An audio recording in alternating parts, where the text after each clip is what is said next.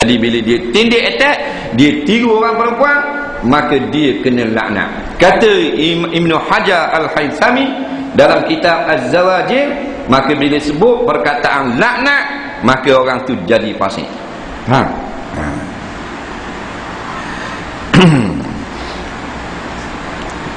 Selepas minum air Milo terus semayang, sah tak semayang sekiranya kita telan air dia yang masih berasa Milo tadi? Jawabnya sah semayang, sekalipun kita telan air Milo terus, jika kita telan lepas salam. Faham? Tapi kalau dalam semayang minum air dia, kita telan air dia tu berasa manis, berasa Milo, berasa kopi, hukumnya batal air semayang. Faham?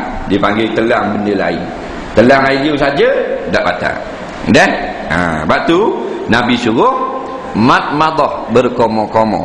Takut tani lah, sisa makanan telan masa semayang. Nah?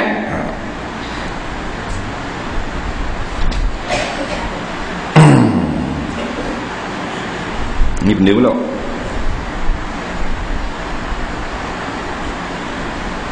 Cuka bogok omong ustaz. Ni tanya kau. Nampak macam muda ke? Memang muda. Mu ingat tua ke aku? Kira nak nguduh orang mah. Tua macam mana awak pakai tokak tu? Nah. Jika laki-laki sedang marah, dia melapaskan cerai talak 3 pada isterinya, mengikut jawapan seorang doktor dalam Metro Ahad baru ini, tak jatuh talak. Sekiranya tiada niat untuk ceraikan isterinya, apakah ulasan ustaz? Jawabnya, doktor ini pening. Talak dalam marah jatuh.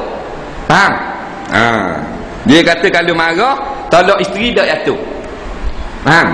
Melainkan kena niat. Seolah-olah marah talak tu jadi talak kinayah. Faham?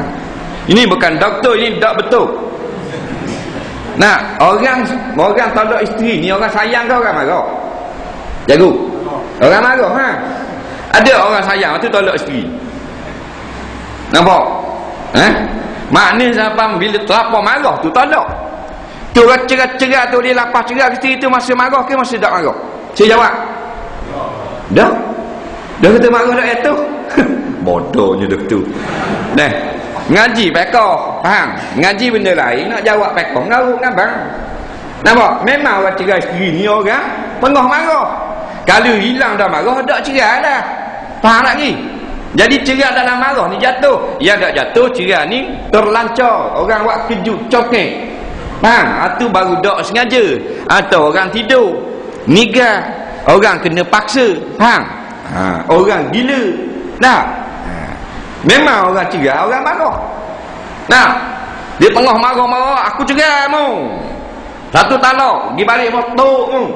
Nak marah tu. Nah, takkan orang tengah baik. Nah, dia gurang ngetuk lelaki dengan bini. Aku cerai kau. Ada gitu?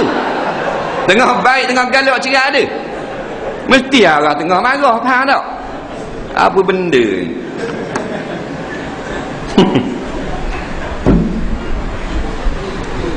Pemimpin Jemaah Islam Indonesia telah dihukum mati oleh kerajaan Indonesia itu Imam Samudera dan rakan-rakannya. Apakah jalan mereka itu? Jihad. Apa yang telah difatwakan oleh ulama-ulama Indonesia iaitu jihad. Jadi kita ikut ulama Indonesia lah. Faham tak? Kita pun tak tahu keadaan lagu-lagu mana, cuma kita sempat lihat muka ketiga-tiga jenazah macam orang yang sedang hidup dan tersenyum. Ini rahmat Allah Ta'ala. Ketiga-tiga wajah boleh ditengok di dalam internet. Taib imam jenazah syuhada, apa dia, Imam Samudera, dia keluar lalu. Masa kapal tu senyum. Tengok muka lain masih mati. Faham tak?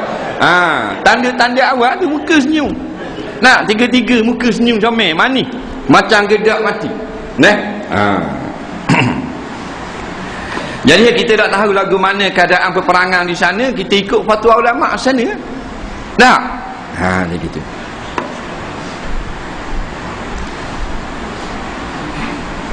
Orang tabligh kata makan buah dulu baru makan nasi. Dia kata ini sunnah Nabi. Adakah ada nas yang sahih yang menyokong perbuatan ini? Sebab saya biasa makan nasi dulu baru makan buah. Jawabnya tak ada nas. Kalau ada nas pun tak betul, kerana Nabi tak makan nasi. Nabi makan roti, makan kuah, makan daging. Orang Arab dia tak makan nasi. Orang Arab ni buat mari daripada pengaruh orang India dan Pakistan makan nasi. Tu pun bukan nasi Arab ada asal tu jadi tak makan nasi lagu tu. Tapi ada berlaku, tapi bukan makanan rutin Rasulullah. Rasulullah rutinnya makan hariannya makan roti. Hari hak tak ada kuah, cicah dengan cuka saja.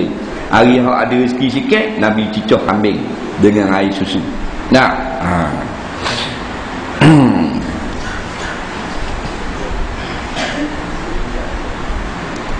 Saya tak berapa jelas yang mengatakan Isra' Mi'raj berlaku dalam bulan Rejab.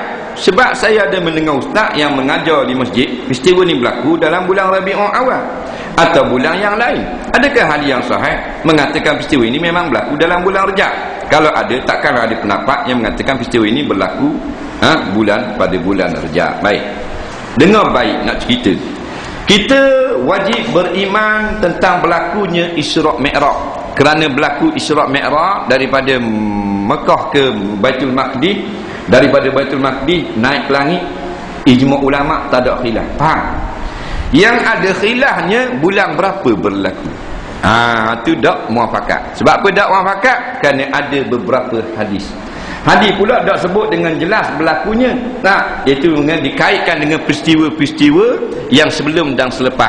Jadi jumhur ulama mengatakan kemungkinan besar, bukan tetap, kemungkinan besar berlaku pada bulan Rejab. Ada lagi pendapat di kalangan sahabat juga mengatakan bulan Rabiul Awal, dan ada lagi pendapat yang lain. Jadi masalah berlaku bulan tak ada masalah. Kita tak tetap bulan mana pun tak apa, kerana tidak ijma' ulama. Faham? Kalau Nabi tebuk tatak-tatak patah butir berlaku pada 27 Rejab, maka tak ada khilaf lah. Tapi Nabi tak rabah lagu tu. Ini hanya daripada sumber-sumber para sahabat. Batu dia ada khilaf. Jumhur ulama kata berlaku bulan Rejab, ada juga ulama kata berlaku Rabiul Awal. Jadi kalau ustaz tu kata berlaku Rabiul Awal, dia cenderung pada pendapat tu. Tak ada pelik sikit pun. Betul berlaku. Kerana hak tu tak menggugat keimanan kita. Yang menggugat keimanan, kita tolak berlakunya Isra' Mi'raj. Selesai cerita. Orang kalwak dijatuhkan hukuman denda dengan bayar dengan wang. Ini mengikut hukuman takzir. Ini hukuman yang diamalkan negara kita. Adakah hukuman ini bertentangan dengan hukum Islam? Adakah hukum takzir boleh denda dengan wang ringgit mengikut hukum Islam? Hukum takzir boleh juga ke dikenakan orang yang disahkan berzina tetapi tidak ada saksi yang menyaksikan peristiwa ini? Baik. Dia hukum ni, dia ada qisas, dia ada hudud, dia ada takzir. Hukum yang paling ringan takzir. Takzir ini hukum yang tidak ditetapkan oleh hukum syarak. Kisah ditetap dah. Kisah bunuh balas bunuh, patah gigi orang balas patah gigi, sengaja stick mata orang buta balik, mahkamah cabut mata kita sutik. Itu kisah. Hudud ni yang sebut dalam Quran. Mencuri potong tangan, berzina kalau anak dara 100 batang, kalau ada laki bini dah rejam sampai mati. Mencuri potong tangan, rokok samu potong tangan potong kaki, tuduh orang berkhaluat liwat usul lebek 80 batang. Hak rendah pada tu takzir. Takzir ni dia boleh berbeza-beza mengikut negeri, ikut ijtihad qadi masing-masing. Dia boleh berubah. Apa yang dipikirkan maslahat baik untuk menyelesaikan masalah, dan perkara itu diterima oleh agama. Contoh, maknanya kesalahan ini umpamanya duduk peluk dengan orang puan, tak berzina, peluk saja bawah pokok ru tepi batang. Kelatang buat takzir, hukumnya penjara 10 hari. Boleh. Kerana pula kalau buat hukum penjara 15 hari. Boleh. Bahang buat denda RM500. Boleh. Yang tak bolehnya denda pitih ni benda hudud dan benda hudud yang tetap dah. Tak boleh. Berzina Tuhan tetap dah 100 batang, kita buat 1,500. Situ tak boleh. Takzir bebas. Faham? Asalkan tidak zalim dan tidak sampai kepada minimal hukum hudud.